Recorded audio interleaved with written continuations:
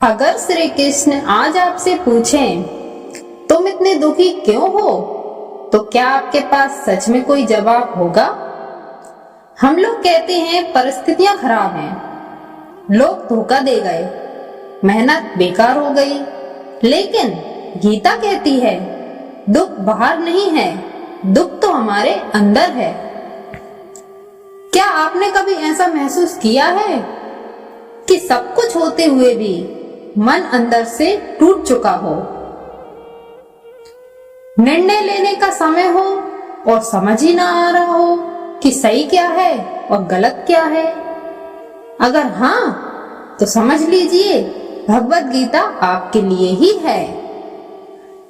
आज हम बात करेंगे भगवत गीता के अध्याय 2 की, जहां एक योद्धा अपने ही सवालों में हार चुका है और वहीं से जीवन का सबसे बड़ा ज्ञान शुरू होता है।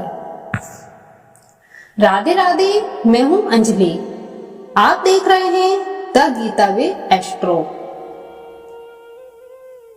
आज हम भगवत गीता के अध्याय 2 को शब्दों में नहीं, जीवन के अर्थ में समझेंगे, क्योंकि गीता सिर्फ पढ़ने की किताब नहीं, बल्कि ये जीवन जीने की कला है।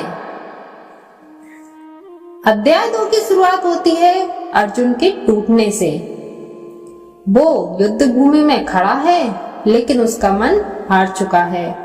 वो कहता है मैं अपनों को मारकर कैसा सुख पाऊंगा। तो अध्याय 2 की शुरुआत होती है, अर्जुन कहते हैं मैं युद्ध नहीं करूंगा, मेरे अपने मेरे सामने खड़े हैं, जीत भी मिली तो क्या जब अपने ही ना रहे। अर्जुन का शरीर कांप रहा है, हाथ से धनुष गिर चुका है, आंखों में आंसू हैं और मन में केवल भ्रम। तभी श्री कृष्ण बोलते हैं। तभी श्री कृष्ण अर्जुन को नहीं, हम सबको समझाते हैं। श्री कृष्ण कहते हैं तुम ये शरीर नहीं हो, तुम तो आत्मा हो। शरीर बदलता है, आत्मा नहीं। जैसे कपड़े पुराने हो जाते हैं और हम नए पहन लेते हैं, वैसे ही आत्मा नया शरीर धारण करती है। इसलिए मृत्यु से डरना अज्ञान है। गीता कहती है सुख और दुख मौसम की तरह आते जाते हैं। जो आज तुम्हें तोड़ रहा है, वो कल तुम्हें मजबूत बनाएगा। इसलिए हर परिस्थिति में स्थिर रहना सीखो। कर्म करो, फल छोड़ दो। अध्याय 2 का सबसे बड़ा संदेश कर्म तुम्हारा अधिकार है, फल नहीं।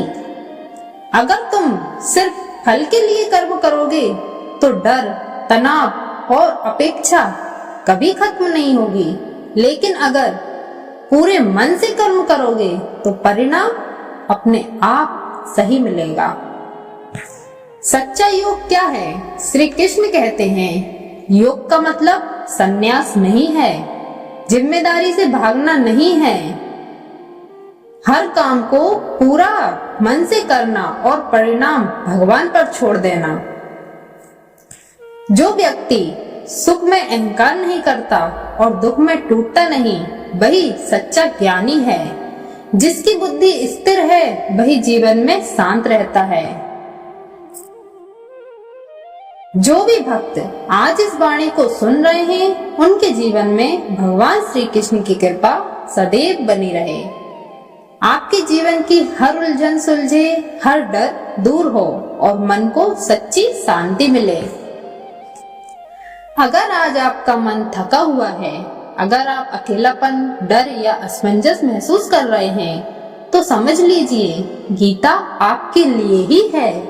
और याद रखिए, जब ऊपर वाला खुद चाहता है तो रास्ते अपने आप बनते चले जाते हैं। जिस पल हमें लगता है कि अब कुछ नहीं हो सकता, उसी पल भगवान हमारे लिए सबसे बड़ा चमत्कार तैयार कर रहे होते हैं।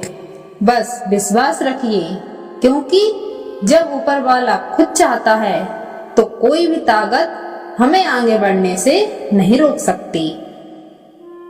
अगर आपको ये वीडियो अच्छी लगी हो तो वीडियो को लाइक करें, चैनल को सब्सक्राइब करें और कमेंट में लिखें राधे राधे। मिलते हैं फिर अगले अध्याय में। राधे राधे।